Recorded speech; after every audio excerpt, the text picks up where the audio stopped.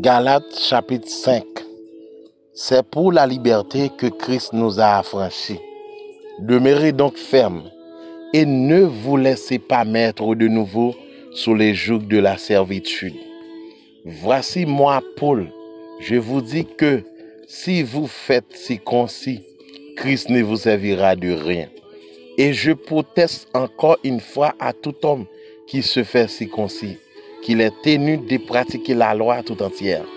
Vous êtes séparés de Christ, vous tous qui cherchez la justification de la loi. Vous êtes déchus de la grâce. Pour nous, c'est de la foi que nous attendons par l'Esprit l'espérance de la justice. Car en Jésus-Christ, ni la circoncision, ni l'incirconcision n'a de valeur, mais la foi qui est agissante par la charité. Vous courriez bien qui vous a arrêté pour vous empêcher d'obéir à la vérité. Cette influence ne vient pas de celui qui vous appelle. Un peu de levain fait lever toute la pâte. J'ai cette confiance en vous dans le Seigneur, que vous ne penserez pas autrement. Mais celui qui vous trouble, quel qu'il soit, en portera la peine. Pour moi, frère, si je prêche encore la circoncision, pourquoi suis-je encore persécuté? Le scandale de la croix a donc disparu. Puisse-t-il être retranché, ceux qui mettent le trouble parmi vous? Frères, vous avez appelé à la liberté seulement. Ne faites pas de cette liberté un prétexte de vivre selon la chair. Mais rendez-vous par la charité, serviteurs les uns des autres. Car toute la loi est accomplie dans une seule parole. Dans celle-ci, tu aimeras ton prochain comme toi-même.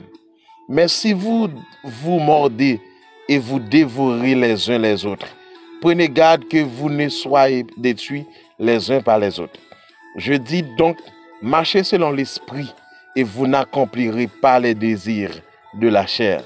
Car la chair a des désirs contraires à ceux de l'esprit et l'esprit en a de contraires à ceux de la chair.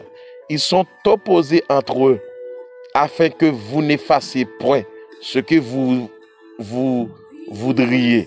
Si vous êtes conduit par l'esprit, vous n'êtes point sous la loi.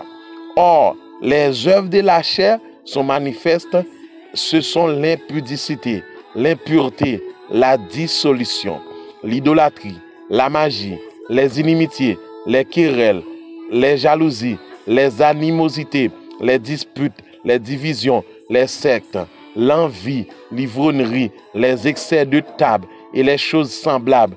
Je vous dis d'avance, comme je l'ai déjà dit, que ceux qui commettent de telles choses n'hériteront point le royaume de Dieu.